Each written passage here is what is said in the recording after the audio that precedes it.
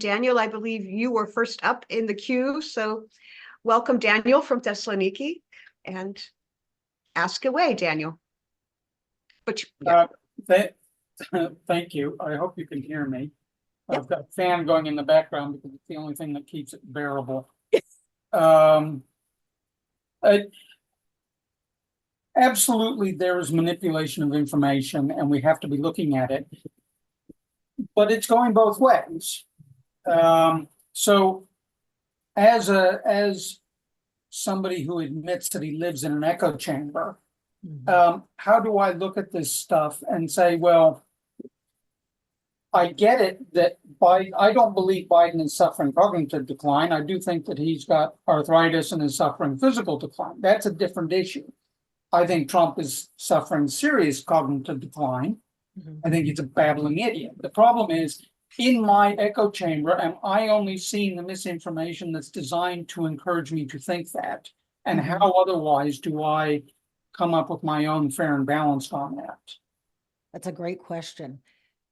So basically you're asking, like, how can I know if something's deep fake or something like that? Is that sort of what you're saying? Or simply manipulated as with the Biden.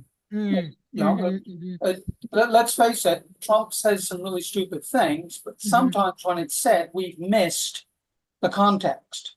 That's true. Yeah. So I think you're already taking the first step, which is you're 100% right in that we're missing the context, because we do it too. We clip, I see it even on MSNBC, they clip out the part, that was leading right up to that. I feel like knowing that this happens on both sides is the first part of it. As a trained journalist who now works in a different kind of way, video is my life. So I know how to look for certain things and spot what looks to be manipulated video. And they're good. They're really good. But manipulated video many times has a, how do I say this? Like, it's the movements might be odd. You know how when you look at an AI picture and there's just something that's just off about it, like just something that doesn't look right. It might be an extra finger, or they're too smooth or something like that. The next step, I would say, is to look for another source of that particular video. So, the Biden thing with the parachute, where he was talking to the parachute jumper, you could easily go on, one of the AIs or just do a Google search and say, what does that entire, can you show me a clip of that entire piece of video? That's probably the best way. The next best way is just to look closely. If you see like unusual jerking or facial expressions, that might be an indication that it's a deep fake. Yeah. But I have to say, when the brainworm came out, I thought, oh yeah, right. It wasn't until I saw it from about 3 or 4 sources. Right. What were the sources that you saw initially that made you think, oh, I guess there might be something true to this? Well, interestingly, the first place I saw it was on Daily Costs, and I thought, okay, left having fun. And because I like to look at almost all extremes, when it started showing up on Drudge, I thought, ooh. Right. If I could just add, I remember a situation back in the 2016 campaign between and the Pizzagate story first broke. I was sitting over here on Crete and I'm seeing these headlines somewhere. I think it was on a friend's Facebook page who is in that world, unfortunately. And now we know Hillary is a child abuser. And I was going, huh? What? I mean, but I'm an externalist, so I immediately start clicking around and I'm going, but nobody else is reporting this. It's nowhere. It's only here, this one source, at least that first day. And so you're careful with it, because just having been in that business, news stations aren't waiting around twiddling their fingers, not going to report a major story just because it hurts one candidate or the other. They want to get it out there. But the good sources, they're going to cover their you-know-whats to make sure they've got their facts and they've got their I's dotted and their T's crossed. But that unfortunately doesn't seem to be the case with, for example, Fox News anymore. Right. So let me just jump in here real quick, and make this demarcation. There's a difference between what's covered nationally and what's covered locally. What's happening in local news now is that where stations back when Gina and I don't even remember who owned WVTM. Gina, do you remember? Was it a family company, a family that owned the station? I don't know, Well- Renee. Never saw the owners. Right. So years ago, stations were owned individually. Now they're owned by groups. And one of the largest groups is Sinclair Broadcasting. And the reason I'm telling you this is because Sinclair tends to lean right. And there was just a study that came out that said people trust local journalism more than they do national journalism. Sinclair, and they've done this more than once, they put out a must-read copy for their anchors. And they all had to read this same piece in changing up a few words here or there. But the point of it was that about Joe Biden's cognitive decline. That was an agenda-driven piece. And I saw that. And the reason this is happening is because now we're seeing fewer and fewer stations being they're owned by large corporations, Tegna, Cox, Sinclair. And because the resources are getting diminished, like I was telling you, these small stations can't run them. These small companies can't run them anymore. They sell them and they're done with them. And then the big stations are looking for, or the big companies are looking for ways to, cut costs. And so that's how you end up getting a story in Baltimore, Maryland, that's exactly the same in El Paso, Texas, because they're Sinclair Broadcasting stations. Yeah. Okay, thank you. Sarah Jane, you had a question, I think, up next. Hi, Renee. Thank you so much. That was really interesting. I'm going to take us for a second a little bit back to Juneteenth. I'm from Texas, and in my sort of psyche growing up, I remember Juneteenth. But, we never had a celebration. And I look back and I think that, that may have been the case for many because, I think we literally had 2 Black kids in our school, which was next to NASA Space Center. So they were educated. But, once we left school, unless you were in a sports team, our lives didn't really intersect. And certainly for something like Juneteenth, we went home, we knew about Juneteenth, but we were not celebrating. I don't know if they were. I'd love to reach out to them and ask them, were you going home and celebrating Juneteenth? We were not. And I just wonder, it was sort of put in a box, maybe the way Mardi Gras, I read this in an article, they were talking about Mardi Gras in New Orleans. I'm like, it had nothing to do with me. Which I think is really kind of sad. And I'm wondering how we could make it not like that. Like, we should all be celebrating Juneteenth. It should not be a Black celebration. Okay. How to tackle this? Okay. One of the things that I love about where I am right now, and if I don't go back to your question, please bring me back. But is that I, at 61, am now looking over my childhood and seeing all the gaps. And there are many. The Juneteenth gap is just one. But I feel like you didn't know about it because it hadn't permeated the overall psyche. It was always a part of African Americans' celebration in our lives, even though some of us didn't know about it. But it wasn't made to feel like it was your holiday as well. And I think that has a lot to do with the fact that, you know what, it was crap. Lincoln frees the slaves, and then 2 years later, Texas gets the word. So it's hard I think sometimes these are things that white people struggle with, is that how do we celebrate our, when we finally got held accountable, I'm not saying it very well, but how do we celebrate that? How do we celebrate? I mean, you know what? We were going to the Greek festival to eat. Mm-hmm. Yeah. Now, going to some Italian festival to eat, maybe right. because it was food that we thought was interesting. I mean, I can't explain how I knew about Juneteenth, but I did not participate. Right. But those people are considered white, Italian, and whoever else you mentioned there. That's considered white. In fact, everyone, when they first came to this country, even Europeans, there was oh God, we're going to go so deep.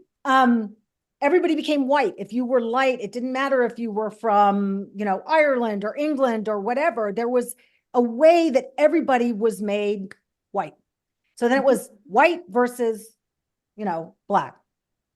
And so I think that particularly in Texas, there wasn't then, and there isn't now, a great move to make all history American history. That's around the country, but definitely in Texas, where they were doing down and dirty stuff, and continue to. I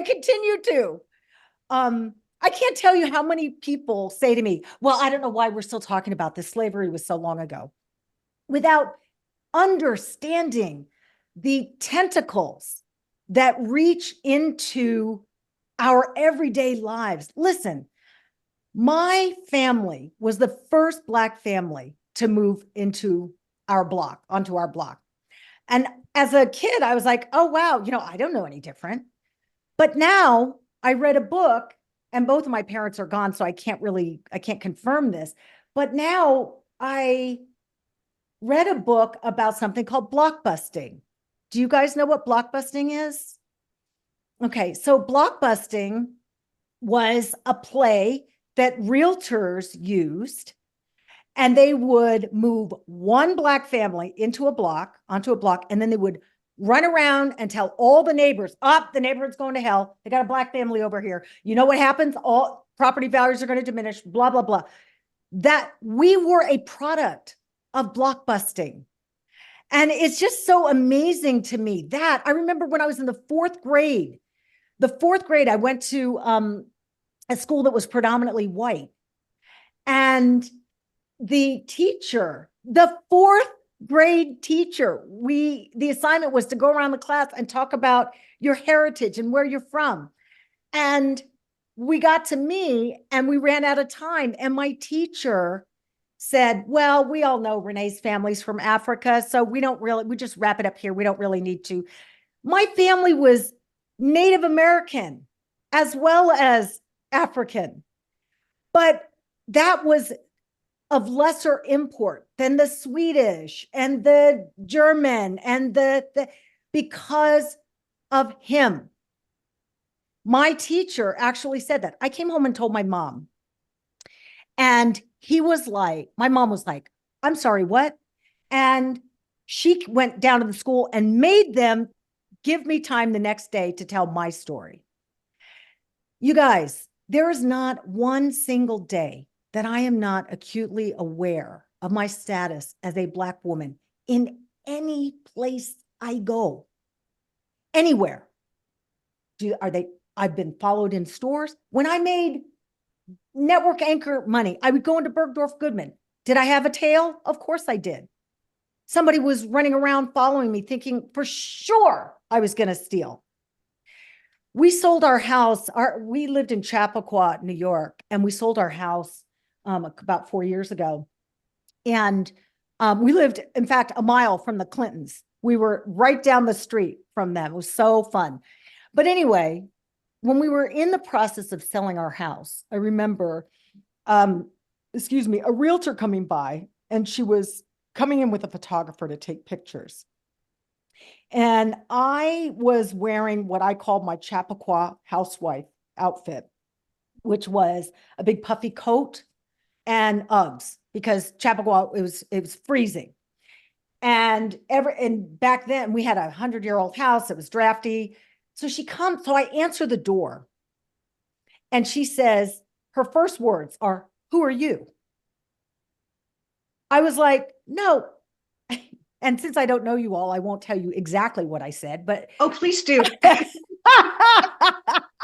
but in my mind, I was like, no, bitch, who are you? Like, because how dare you? I'm not an athlete. I'm not an actress. But you know what I am? I'm a hardworking woman who made enough money to buy a house in this community. How dare you come to my door and demand that I tell you, identify myself to you? That like, you guys, I'm only telling you this because this is the reality. This is still in 2024. I'll come up against somebody. Now, when I get pulled over, and it hasn't happened in several years, but if I get pulled over for a traffic violation, my first thought is not, oh God, do I have my license and registration? My first thought is, let me hit roll and record on this camera and place it right here in case I can't speak for myself. That's the reality of it. When I tell you that I'm never unaware of my status as a Black woman, that's what I'm saying. That's so traumatizing. Yeah. Thank you, Renee. And I could say a lot about this, but I want to move on to Karen now with her question, because she's been waiting so patiently. Wow. Yeah, I actually have a follow-on to that comment, Renee. It's like the last 10 years, at least, definitely thinking about that camera and recording machine. Mhm. Did you ever go through a period where you were not so, Hyper aware. hyper aware of that? And now you're hyper aware again, or has it always just kind of been that way? And then I'll ask the That's a other great question. Yeah. So, I would say that I've become more hyper aware in the last, definitely since, the Trump years, definitely. The other thing though, that, hope I can explain this, but I've always felt somewhat protected by my, education. Mhm. Like, I always felt like I could talk to anybody. I've done it my whole life. I could always find common ground. I could always talk my way out of explain. I'm a rational, reasonable person. So I've always felt that I was protected by that. I don't feel that anymore. But more than me, I do worry about my son. My son is a 6 foot, beautiful child, if I do say so, but he has a mouth on him. He's a 26-year-old guy, right? And so I do worry about him. And he's very successful. He's a car salesman. He just got himself a brand new Genesis G70 vehicle, brand new. And I worry that he'll be driving through the wrong place in town. And someone's like, why is that young Black guy in that car?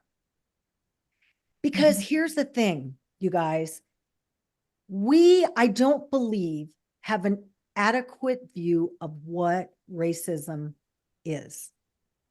I think that in many ways, people think if you are not burning crosses and wearing hoods, that there's no way you could be racist, that you're a nice person, that there's no way you could be racist. And it is so much more than that. It is so much more than that. It's about how you view the world. The idea that, and it happens all the time. People, African Americans being, in someplace in town, and people coming up to them and feeling absolutely no compunction to walk up to them and say, "Why are you here?" What? Why are you here? How dare you? I mean, I almost wish someone would do that, because trust me, I will take out my camera, I will record, and then I will say, "Please tell me that again." Yeah, it's life. Yeah, I'm thinking that it also depends on what we're talking about. Confrontation with the cops, being stopped in a traffic stop is one thing where, you better be a bit careful. There are other things where perhaps it's not quite so threatening, and we begin. That's what Ahmaud Arbery figure out probably where we thought are. too. He probably thought he was going to get shot and killed while he was running Yeah, by two guys. They were not cops. right. He was running.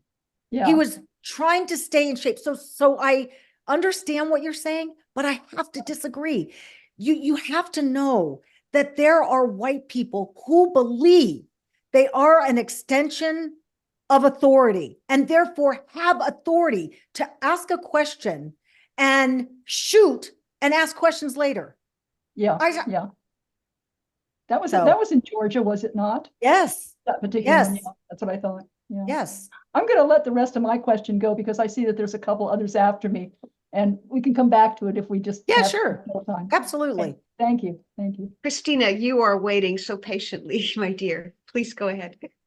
Yeah, no, of course. Thank you. This has been so interesting, and thank you for sharing your perspectives. Yes. I guess I kind of have a question about, well, I mean, the more we talk, the more like compounded my question becomes. But in the beginning, I mean, first of all, in the beginning, you made a comment that somebody might come to you. We were talking about journalism and the news, and someone's like, "Just turn off the news. It'll be fine."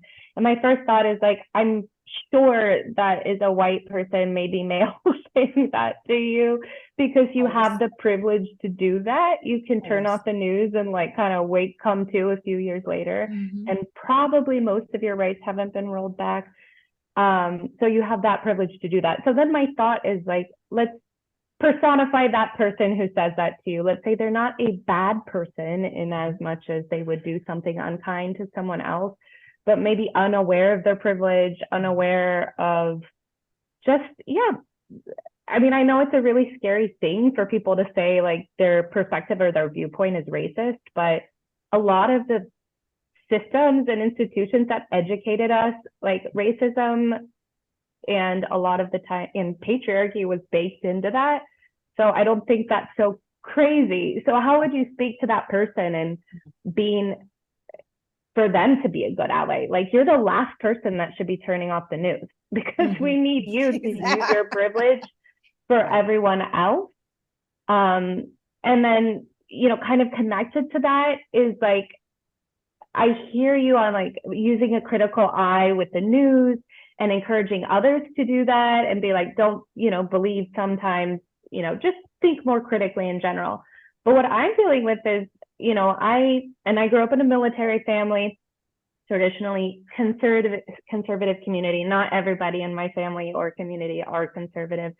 But, and highly educated people. These are people who follow the news, people who are educated, people who have jobs that demand them to be rational and logical. But no matter what, news or how I'm trying to validate, like, hello, look at this, you can't vote for this person, or maybe you should take note, reading about this, or maybe I'm bringing up something that, they were unaware of. Like, we talk about Juneteenth. It's also been in the news more recently in my generation about the Tulsa massacres, that just wasn't, and nobody was aware of that. My mom was raised in Oklahoma. That was never part of her education. Yep.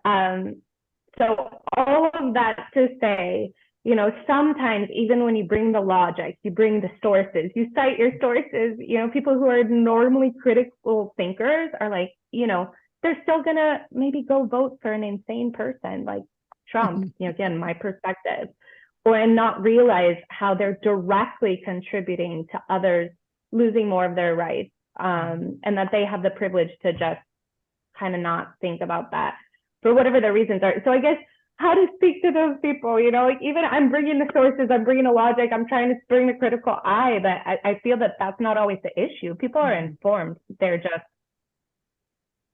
still lacking empathy and maybe unaware of that privilege, and too many racist and patriarchal ideas clouding the vision. So the first thing I like to do is ask questions. Why do you feel that way? Like, so instead of us going in with, well, hey, here's this source and this source, I want to actually hear them articulate why they're okay with a woman bleeding out in a parking lot when she needs an abortion. And explain that to me. Because I think a lot of times people haven't just gotten down into the details. So I would listen.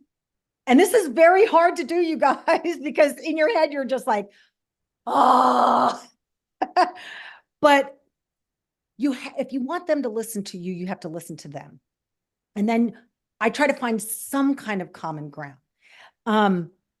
You said something at the end, and I was going to touch on that real fast before I went to the other thing.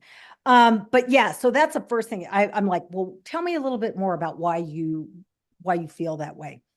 Regarding the white woman element and turning off the news, you're 100% right. That comment has never come from a person of color, ever. It's typically white women who are married, not the primary breadwinner. The thing that I have observed in my reading and what I've seen around is that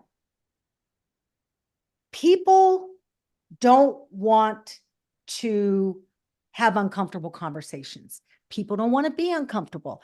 I don't want to be uncomfortable, right? But not wanting to be uncomfortable doesn't mean that I can't be. I have to, because I'm walking around in this skin. So yes, I am. There are situations that are going to be uncomfortable for me. So what I try to say is I'm not a fan of really embarrassing people or making them feel small, particularly when I believe their heart is in the right place and it's just naivete. But the other element is there's a whole internet out there. Do the work. Do the research. Google, why shouldn't I touch a Black woman's hair? Why shouldn't I, say this? Stacey, listen, we could be here for hours, but, no, so, excuse yeah, me, go ahead. I was just going to say, it's just so like what is offensive to me is them coming to me and acting as if I'm going to be their racial Sherpa. Like, figure it out. That's what I do. Sorry. Anyway, Gina. And I'll just add before we go to Christina. Brady, I think what's so important, I mean, I am still astonished at myself. I like to think, oh, yes, I am a good ally. I have worked through a lot and I recognize my privilege. And I know very, very well that my immigration experience would have been much different had I been a Black American and not a pale white one. Nevertheless, a couple of years ago in Heraklion, I was there early picking up. I had taken someone to the airport at 4 a.m. and decided I'm finally going to do this. I'm going to walk out to the end of this ancient structure here, which meanwhile they call it the cardio mile in Heraklion because all the heart patients go walking out there early in the morning. And I saw this beautiful young woman with long dark hair and obviously with Asiatic features. And we just, I talk to everybody and we start talking and I'm like, so where are you from? And she's like, Norway. And then I said, yeah, but where are you from? And immediately I saw her eyes and realized what I had done, that once again, I've made an assumption about somebody based on their appearance. And I felt horrible, but that didn't help her. but it really helped me to be confronted with, you know what, Gina, you still got work to do. And it's never going to be done until, yeah, Martin Luther King's dream, excuse me, is really true and real. And I hope, go ahead. I'm sorry. I just want to know, what is the racial makeup like where you guys are? Do like people really want to have Black friends so they have Black friends so they can say, I have Black friends, but are they really Black friends, or are they just people you know? Because if you ask them, are we friends? What would they say? You know what I'm saying? So can somebody explain that? Like, what is the racial makeup there? Or do you consider yourself as having Black friends? The demographic in Greece is difficult because although we do have quite a few refugees and immigrants, good old Yanni playing for the Bucks right now. He's our, biggest ambassador. I don't know that we have the ability or the opportunity. For me, I live on an island where it's highly touristy. I see everybody and everything. But I can't say that there's a Black population here. I can't say that I know one Black woman or one Black man that is a permanent resident of Mykonos. So it's difficult for me. Interesting. And in my village, we have recently, the last 2 years, there's one Black man from Germany, but he's German, and we're great friends. I like to think his wife, Karen, is white. They're a mixed couple. And, we talk, Melvin and I, and he's like, Gina, what am I supposed to say? I'm German. I've got dark skin, but, my ethnicity, who knows where I got it from? My family's German. Yeah. So I don't. And yet I'm constantly getting shit because, excuse me, we're not supposed to curse during DAG. Oh. I already said. Oops. Don't tell my Baptist father. That, just this, and I think I tend to overreact when a person with darker skin color shows up in this area, which is extremely rural. I tend to be over welcoming, which is probably also, I probably drive people crazy like this. Yeah, I think that's like a reaction, is to find common ground, because we're nice people. So you're looking for something that you can latch onto, and you also know that obviously you have eyes in your head. This person is darker, so whatever you do, don't say, oh, I get as dark as you when I'm out in the sun. Or I really need to write a book of like, oh God, all these things that people say. And it's like, I have a friend who's a hardcore MAGA. And when I say friend, I mean like an arm's length Facebook friend. And, whenever I'll post something about, I don't know, Michael B. Jordan, who's a good looking Black actor, or my son, who's a good looking Black, oh, he's so handsome. Listen, back off. You don't have to show that you're like, oh, I like them too. So that I'll say you're not racist, because I know you're racist. You have racist tendencies. The piece that is very troubling to me right now is this marriage of Christianity with politics. And you guys, I had a book club that I just dissolved recently. We read some really great books, but I read a book called Jesus and John Wayne, which was amazing. But another book that we recently read was called Black AF History by Michael Harriot. And he tells American history from the other perspective. So when they talk about landing on in this country, Jamestown, and in all the history books, they're named, and the Native Americans are just Native Americans. Well, he actually went back, found out who they were, and wrote this whole thing from that perspective. It is fascinating. But the reason, I mean, if you're looking for a book that is a good and actually funny, because some of the things are just like, I cannot believe that's a good book, because I don't believe that, I choose to believe that people are mostly good. That's my default, but that doesn't mean they're all good. And, oh, I just remembered what I was going to say, Christine, to you as well, about power and patriarchy. But the people who are this MAGA Christian nationalism and these white women who are voting to maintain their proximity to power, they're not looking to worried about their rights, because guess what? Excuse me, if they have a troubled pregnancy, they'll be able to get whatever taken care of.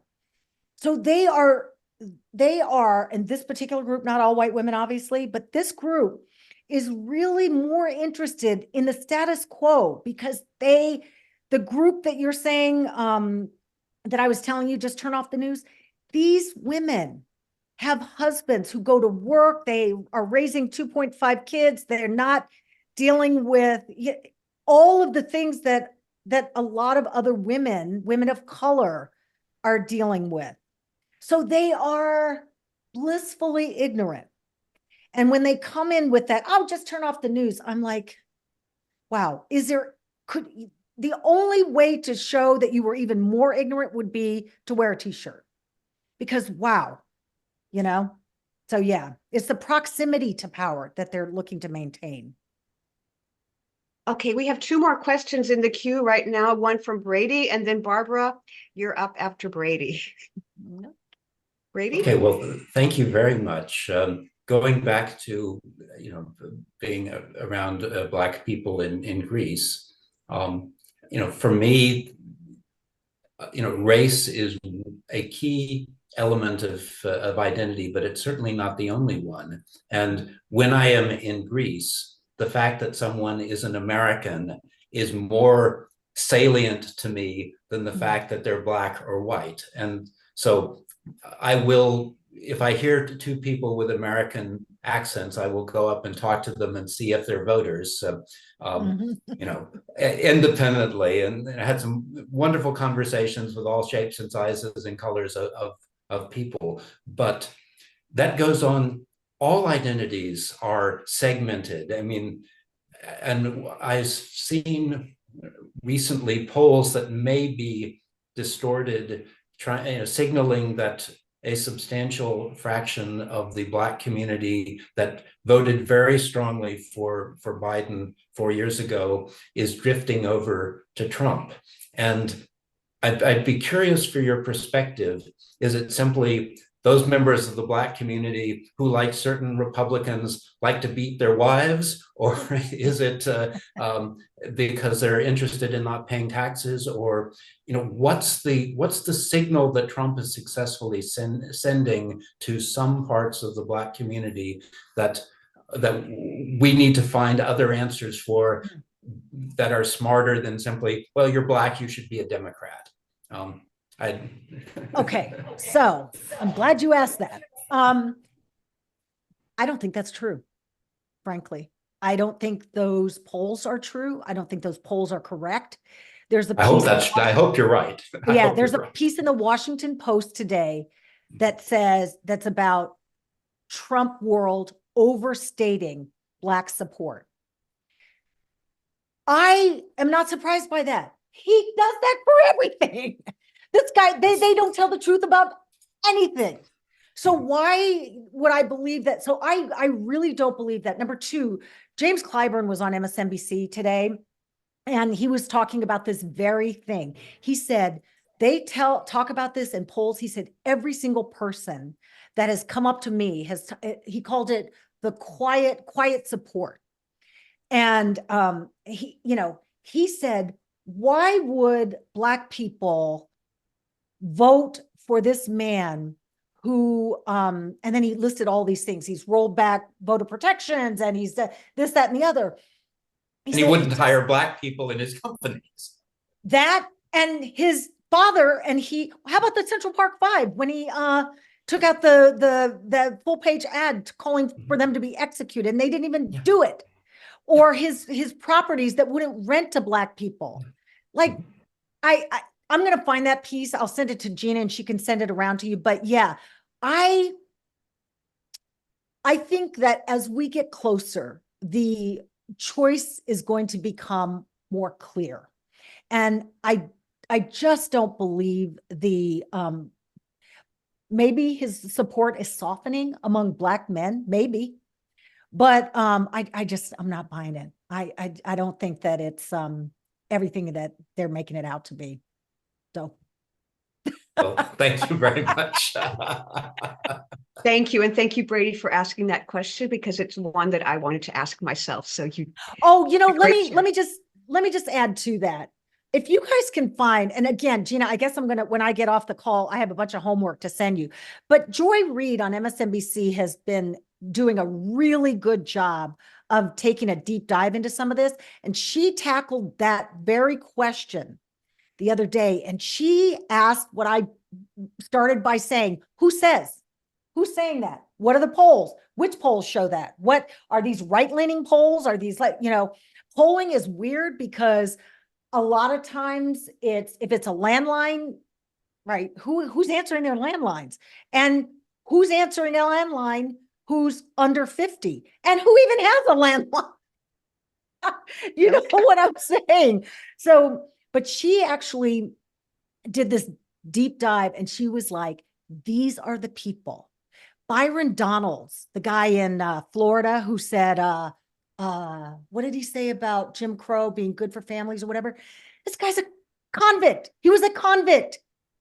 Herschel Walker. I couldn't believe I felt like I was living in Alice in Wonderland. Herschel Walker, the wife beater, the abortion provider, what? So the only qualification is he once won the Heisman Trophy as a college football player. And exactly. Now, right. But Gina, think about that. That's what they wanted. There's a term they called people like him, and it's oaf. And it stood for obsolete farm equipment. And that is what they were. That's how they see Herschel Walker, as a piece of obsolete farm equipment who we can throw him some money and he can carry the water and he can attract Black voters. I'm going to tell you right now, Black voters know exactly what's up. We're not fooled just because the guy, you may not have heard the saying, but we say all skin folk ain't kin folk. So that means they may be brown, but they're not carrying the water for me. You know what I mean? And just the idea that Republicans would be okay with putting any old Black person, the guy is an idiot, but he's Black, and thinking that he would actually register against Raphael Warnock. Are you out of your mind? But that's what they think of us. That's what they think of us. Oh, I could talk to you guys forever. I'm sorry. Well, we could talk to, I'm going to go now to Linda, who's been waiting, not Linda, excuse me. I was looking at Linda's picture on the screen, and Barbara, who's, you're up now, my dear, please. Thank you, Renee. And we could probably listen to you all night as well. So thank you very much for your insights and just even getting to know you better. I had a question.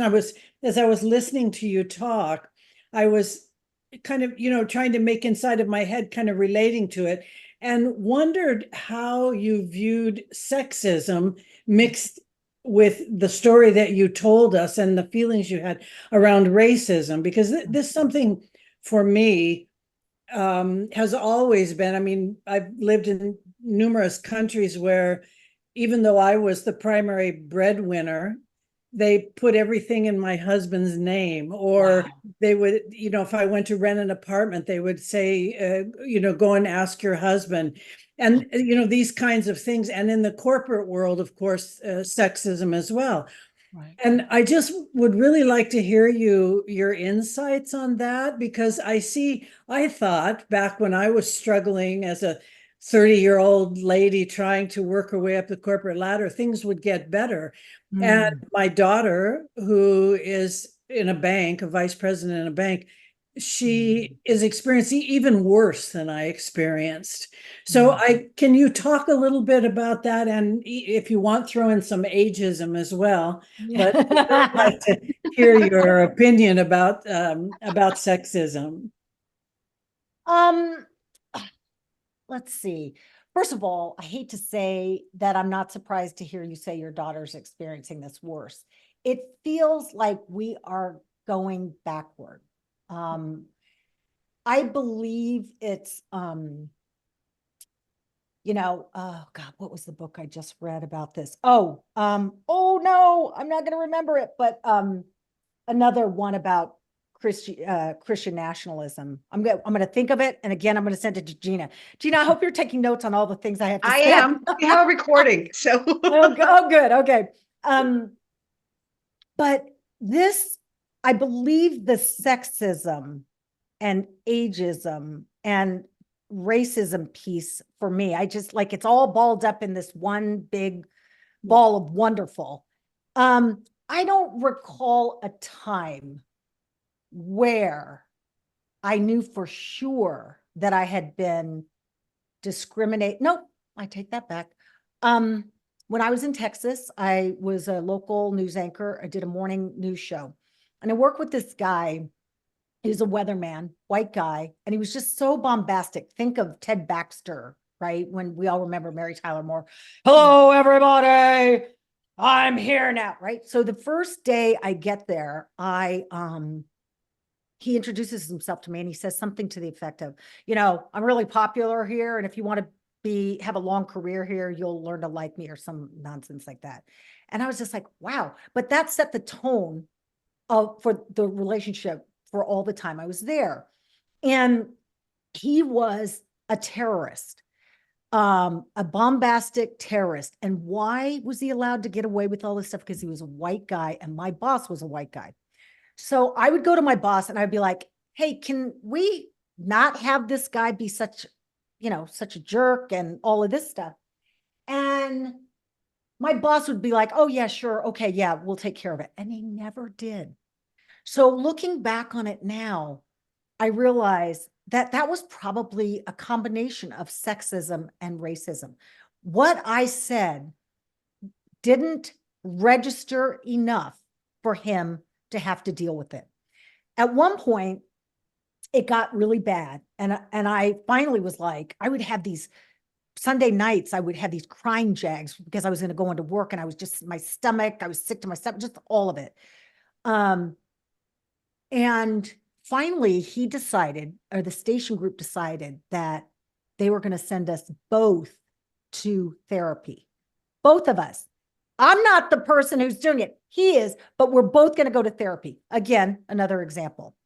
So we go to therapy and I explain my side. He explains his side. The therapist, his name was Dr. Bob, and he was the station's kind of on-call therapist or whatever. He wrote a report, and whatever it is he wrote, I don't know. Did things get better? Of course they didn't. But about 15 years later, I got a letter from Dr. Bob on LinkedIn. And he says to me, Renee, I just want to apologize to you because I did you wrong. He said, I know that he was the problem. And I can't remember why he said he didn't say anything about it, but he was being paid by the station. So he had to give them what they wanted to hear. Not that their golden boy was a problem, but that the two of us were a problem. So it's funny you should ask that, Barbara, because I hadn't ever looked at it through that perspective and that lens before, but I do now. It was absolutely sexism and racism. I work for a company now called Tyler New Media. And what I do is I run their, it's a streaming network. So I take all of my broadcast skills and then I program. So I write, I produce, I direct, I do all of these skills. And the other day I was looking in the Library of Congress for video after the shooting of, after the Kennedy assassination. And one of the things that stuck out to me was the diversity in the interviews during that time. So they had WFAA, the station that I used to work for, actually had video of Lee Harvey Oswald and what's the God, you guys? Jack Ruby. Jack Ruby. So they had video of Lee Harvey Oswald coming out of the airlock or wherever they were taking him, and then Jack Ruby stepping up and shooting him. Everyone in the photo was white. When I looked at the video from Washington, D.C., it was this amazing group of diverse individuals. And this is like 1963. So little things like that, as I go back and look through history, that's what I see. I was telling Gina the other day that I actually saw, there was a show that used to be on called Project Greenlight. I don't know if you guys had ever heard of that, but it was like, how does a TV show get greenlit? And it was a Matt Damon, Ben Affleck production. It was in 2015. And when they showed their artwork for this show, it was Matt Damon, Ben Affleck, a bunch of white guys, one black woman. A woman that I used to work with, who's now like, she was a kind of a star when I worked with her, but now she's like a big star. And she's redoing that show with what America looks like. So it's like more diverse. There are more, not just black and white, but sexual or gender identities and orientations and all of this stuff. And I was saying this to Gina because it's hard to believe that was just 9 years ago. You know, it's hard to believe that. And we were all like, do. I spend a lot of time on YouTube now. And what's so great about this is seeing real stories, the real stories of people that would never make it on television. Why? Because the gatekeepers are basically white and they are appealing to a basic white and older audience. You see? So, yeah. Definitely. Wow. I would love to go on for like ages. Listen, I can stay for a few more minutes. I see some hands. I can stay, Gina, if whoever wants to ask. I'm happy to stay. Good. I can stay. So okay. Yeah, if who's anybody, up?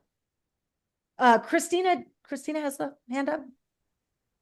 Yeah, thank you. I had this thought sort of, I mean, also when Barbara asked her question, and just also this kind of idea that things are getting worse, which doesn't bode well for the future, and thinking about what our children will face, and then also like what responsibility we have, or how we have that responsibility. How do we shift that for the better?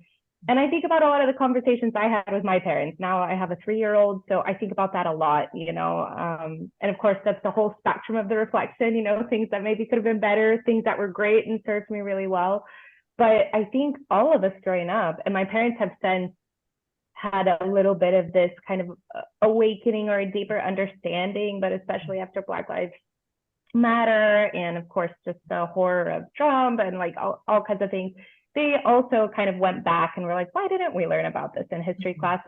But growing up, it was very much this concept of like, oh, we're like, which I cringe to even, you know, repeat that, like, we're colorblind. Like, you know, our kids are caring, kind people. We don't see color. And it's like, yeah.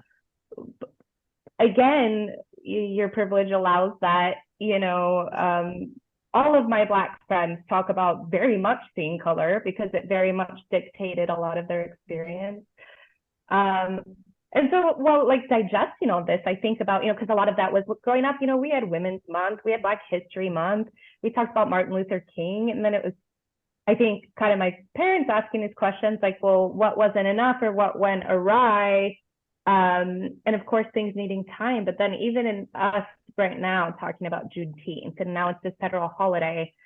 So, you know, there's a lot of like, yes, I think it should be celebrated, And like, you know, the maybe, but also I don't think like white families should be out barbecuing on just like, you know, we're not quite there at the point that there's still a lot to be done. And how is that sort of the dark horse of like, oh, okay, now it's a holiday. And so like, bye-bye racism, you know, what is actually happening? How are we having more difficult conversations, even if like, I know it's controversial thinking with a lot of people, but about reparations, or how could it be about actually what we're doing to change institutions?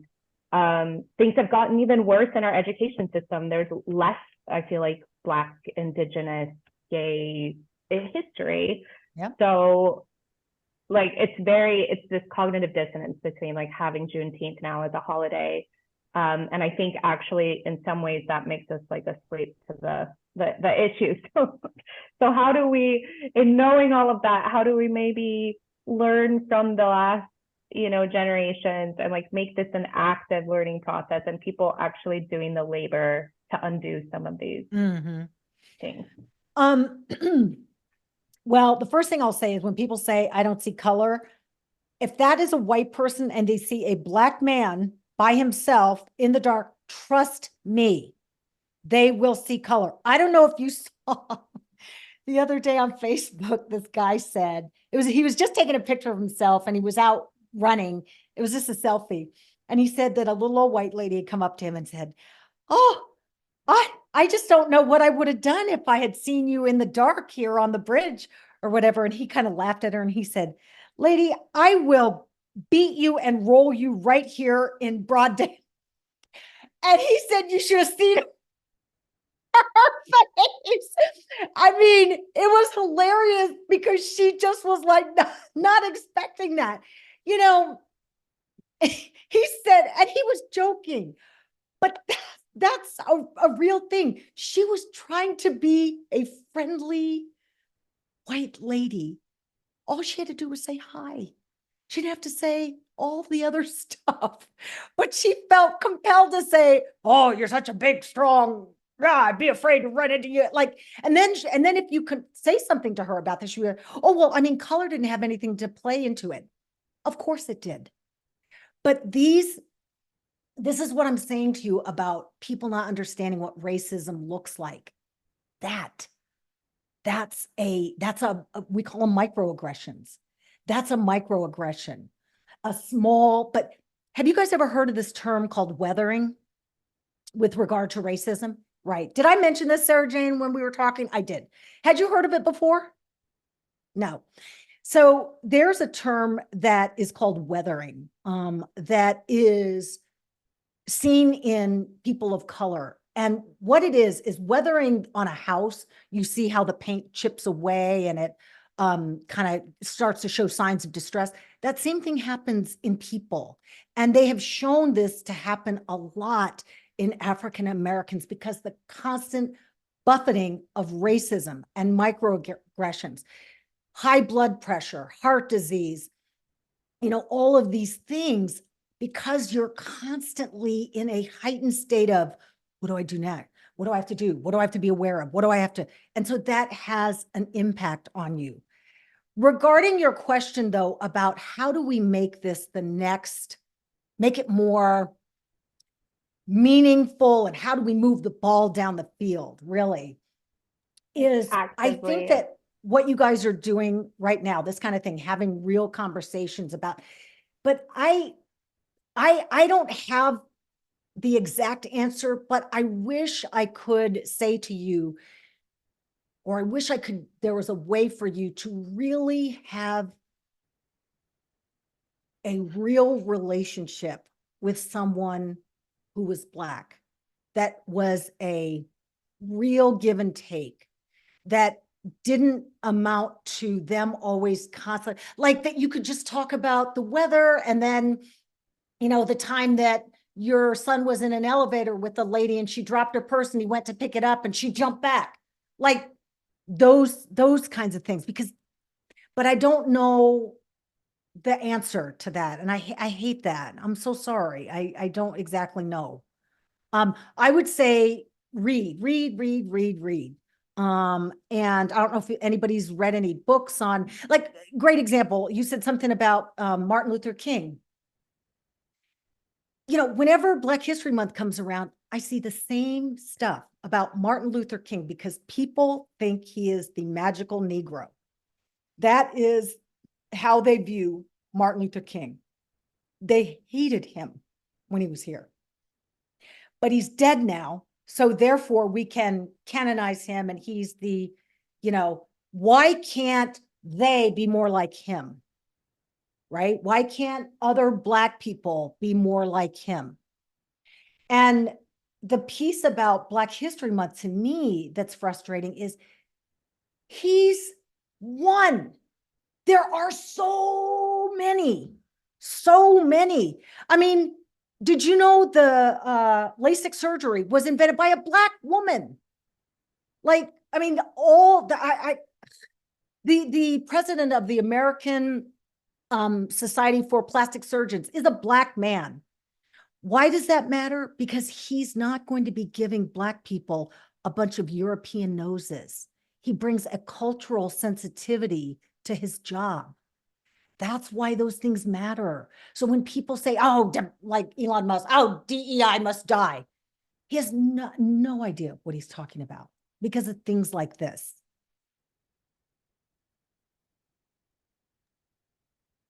Sarah Jane? Thank you. I wanted to kind of go back very quickly to, about progress. First, let me preface something that, I did live in East Africa for 15 years. So, and I have a very good friend from Eritrea. And she's visited us in Italy just recently with her Italian husband. And I don't see her as Black, I see her as Eritrean. Mm-hmm. So I'm wondering if outside of the American Black experience, it's somehow easier. Mm. There's less baggage there for us. Mm-hmm. I don't know. I think that's true. Just kind of putting that out there. But the other thing I wanted to ask about is Christina mentioned progress. And in your mind, considering, all the laws that had been enacted, for LGBTQ rights and minority rights, the TV show that's being remade, the influence of Black Hollywood, President Obama, it seems to me that there has been a lot of progress, but that maybe what we're seeing now is a backlash to that progress and a very 100%. Vocal one. And I wanted to know what you thought about that as an analysis. So your first point about your friend, I'm going to go deep, and this is going to be a little bit probably hard to follow, but there is sometimes when people see Black people, they can say it's almost like they compartmentalize them. So they could say, oh, but that's Barack Obama, or that's your friend. She's not like other Black people. So that enables them to demonize other Black people, but have a carve out for their friends or Barack Obama.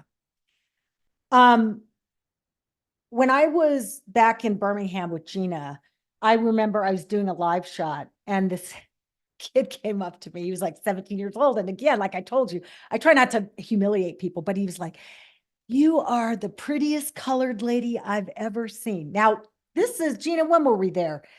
1998 maybe or no, so? 1990. Oh gosh, really? Oh God. Okay, my dear, just to jump. 1990. Wow. Okay. So he said, you're the prettiest colored lady I've ever seen, which made me chuckle because first of all, it was 1990. And just like Stacy, was it Stacy who said, no, it was Barbara who said, you want to think that things are getting better. And that we would not be backsliding. So I said to this young boy, he was probably like 17, I said, listen, beauty, there is only one standard for beauty. It's not you're beautiful for a Black woman or you're beautiful for a white woman or you're just beautiful, period. There is just beauty. And then I said, and we have not been colored for quite some time. I was like, we now like to call, like, we're now Black or African American. And so it was like, it was just such an interesting moment. But okay, so that, and then you asked, what did I miss? The second part of your question was about progress. Is that? Yeah, about progress and whether that we are making progress. Oh, but yes, about it what being we're a backlash. witnessing is a backlash to that progress. 100%. Because here's what I think happened. After Barack Obama was elected, we took our foot off the gas because, woo, we're now a multiracial society. People actually thought that. It's not. We're not. And in large part because we have not dealt with racism ever in an adequate way. You know, the Black wealth gap, we were just talking, I just saw it today on the news, and because this is what my company does, we spend a lot of time talking about it. But the Black wealth gap, as you know, white Americans have a wealth that is 10 times that of Black Americans. It's about $10,000 to 100,000, something like that. So for every Black American may have $10,000 for the white. Okay. Part of that can be traced back to the GI Bill, right? So when Black Americans who also fought for their country came back here and dealt with the same racism that they left, they come back here all of a sudden, doesn't matter that they're wearing the uniform, they can't get a GI Bill, they're moved back into the inner cities. But white GIs were able to get, you know, a home loan. And then they moved into the first suburb, Levittown, which was the first suburb in the country. They didn't let Black people there. There are still, what do you call them? Codes? Not codes, but deeds. In deeds, there are still deeds that prohibit Black people from owning homes in certain areas. They're not enforced, but they're still there.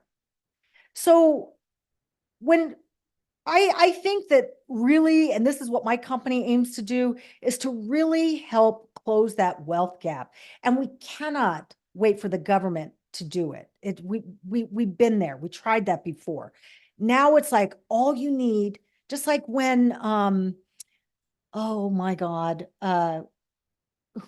when they drove the Confederates into the sea or whatever, and they said, all we want is 40 acres and a mule so that we can tend our own land, we could do all this stuff. And the government was like, sure, you can have, we'll give you 40 acres and a mule. Never happened. Never happened. But it wasn't like Black Americans were saying, give me a handout. We were just saying, give me a level playing field. Let it be level. Let me do for myself. But don't put things in my way that will make that harder. And that's where I feel like we still are. We're not calling white people bad. When white people say things like, well, I didn't have anything to do with slavery, why am I being held accountable? It's because if you buy a house and the pipes are bad or the pipes are great, you are benefiting from great pipes. You didn't put them in, but you're still benefiting from it. It's the same thing. You know, you're benefiting from situations that were put in place that we never had access to. And may never, the Black wealth gap may never, ever be closed as a result. Economists think. Seems like a really important way to even the playing field. I mean, with wealth comes power. So yes, absolutely. Yeah, but we're still taking steps backward. I mean, look what's happened with affirmative action now. Yeah. You know, that's just gone down the drain. We thought we Yeah. had made so much progress, and here we Right. are. Yeah.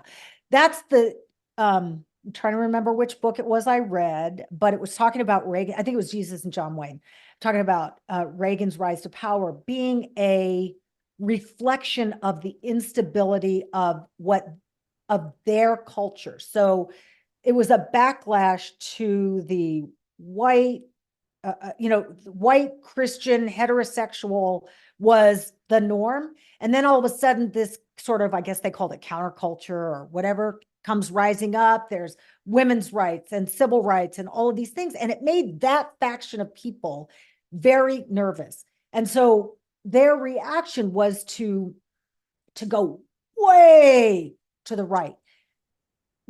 I believe Renee's opinion is that's exactly what happened after Barack Obama's 8 years. That was, people freaked out. They couldn't imagine a Black man as president, and they didn't know what to do about it. And that pendulum swung all the way to the other side. So, yeah. Well, maybe this is a good point to say that, Barack Biden's vice president was Joe Biden. And I recall very clearly the night of the election when Barack Obama became president. And I was in Germany at that time having a little election night party. Never dreamt I would become a member of Democrats Abroad Greece. And tears are streaming down my face. And my friend Natalie, who's British, actually was there. And she whispers to me, I hope they don't kill him. And I remember being afraid of that. But I think what happened was his reputation was killed. And the racism we saw during his administration horrified me. But what I do think is that our now president, Joe Biden, learned a whole lot during his years as a vice president. And it's one reason I can support him wholeheartedly in the next term. And so, Renee, maybe if you could, your feelings voting for Democrats, do you think that's the best way forward at this point in history? Certainly Democrats have not always been on the right side of moving things forward for diversity and acceptance. But at this point in history? I just can't see any other way, honestly. I feel like I am a product of progressive policies. And I just can't see rolling things back. We've been there. We know what that looked like. And not everybody had a great life back then. And not that not that Joe Biden's going to come in and everybody's going to have a great, it's not like that. But in my heart of hearts, I do believe he is a decent man. I believe he is somebody who is cognizant and very aware of our standing on the world stage and how important it is to do what you say you're going to do. How important it is to just be a decent person. All of your decisions are not going to please everyone, but you make them and then you stand by them unless there's information that is presented to you that shows that you made that in error.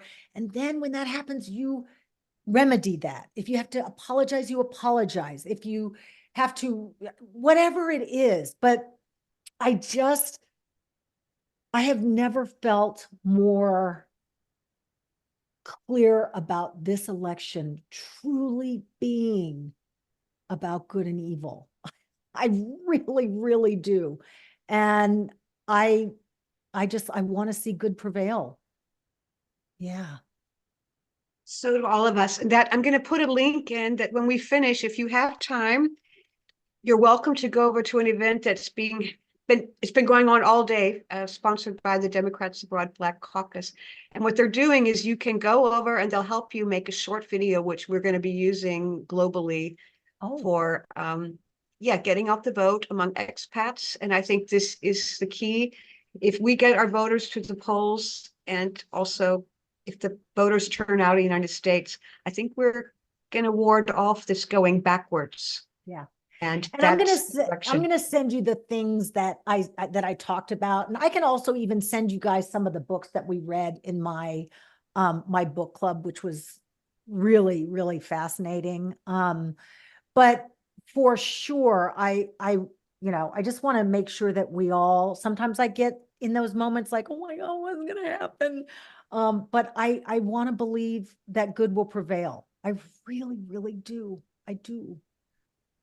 Yeah. Thank you. And so do we. Renee, I can't thank you enough. I'm going to turn things now over to Sarah Jane to wrap things up, and just please send us those links. Christina is going to be doing a write-up of this event. We're going to edit this video and have it on our YouTube channel. And You've given us so much food for thought, and you remain the same wonderful woman I met so many years ago, and just following your journey inspires me Aw. every day. Thank you. Oh, Gina, thank you. Yeah, somebody said something about The Warmth of Other Suns. That's totally a great book. Read that one too. And come visit us in Greece. Now you know I people. will. Sarah Jane? Great. Thank you. Thank you so much, Gina, for putting that link in. I also put in some for Juneteenth, just for historical perspective. Someone wants to do some additional reading. Renee, thank you so much. It's been a wonderful conversation. This is everything that we want Kafeneion to be, which is free and educational and full of connections. So I know everybody has been super happy to join in. And we Oh, wish you all the best on your launch. And we will thank you. follow. So And everyone call me anytime. I'd love to come back. Oh, well, thank you. Well, we'll keep you thank informed of our programming, and we'll put the hashtag. Gina, can you put the hashtag in the chat of A black the woman. Yes, I that can, Black if I woman can told see. me, just so everyone can see it and keep their eyes open and follow it when it comes I out. got the hashtag wrong, sorry. I have the wrong glasses on. Anyway, it's hashtag a Black woman told me, correct? Yep, It is. a black Okay. woman told me. And I know we want you to tell us more, and we all long for the day where it's just Renè Sylar told us. And Yeah. Exactly. There you go. Perfect. Great. Okay. Thank you so much. So I'm going to stop the recording. Thanks all.